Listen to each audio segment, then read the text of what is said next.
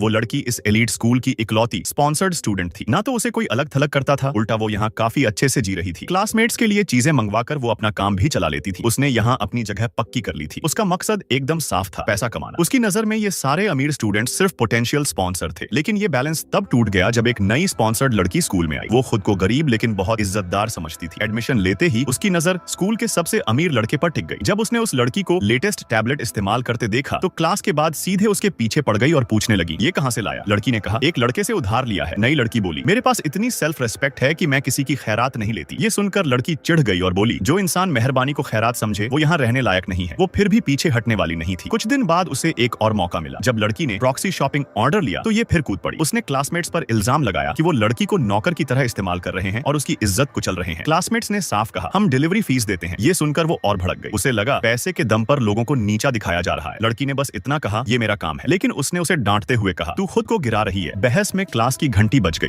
और लड़की को कम से कम $500 का नुकसान हो गया। एक प्लान फेल हुआ तो उसने दूसरा बना लिया। उसने सोचा सिंड्रेला स्टाइल में लड़के को फंसाएगी। कैफेटेरिया में वो ट्रे लेकर जानबूझकर उससे टकरा गई। लेकिन ये सस्ती एक्टिंग उसे गुस्सा दिला गई। लड़के ने उसे गले से पकड़ लिया। मामला हाथ से निकलने वाला था। तभी लड़की आई और लड़के को पीछे खींच लिया। बाकी क्लासमेट्स ने भी वहीं उसकी नकली नौटंकी एक्सपोज कर दी। दूसरी तरफ लड़की ने लड़के को शांत किया। सिर्फ एक कप चाय में ही लड़का नॉर्मल हो गया। क्लास में वापस आकर वो लड़की आगे बढ़ी और नकली माफी मांगने लगी। साथ ही बोली कि वो मुआवजा देने को तैयार है। लड़के ने कहा, $8000 ट्रांसफर करो। वो शर्म से खड़ी रह गई। तभी एक और अमीर लड़का आया और उसकी तरफ से पैसे भर दिए। लेकिन शर्त रखी, अब तू मेरी फॉलोअर बनेगी। जिंदा रहने के लिए उसने तुरंत हाँ कर दी। उसे लगा अब उसकी अमीर लव स्टोरी शुरू होने वाली है। क्लास के बाद वो लड़का उसे कैफे ले गया। वो समझी डेट है, लेकिन अंदर जाकर देखा वहाँ वही लड़की और वो लड़का पहले से मौजूद थे। वो चाहती थी कि आदमी वहाँ से चला जाए, लेकिन उसने उल्टा आगे बढ़कर उन दोनों को ग्रीट किया। तभी उसे समझ आया ये मुलाकात पहले से उसी लड़की के साथ फिक्स थी।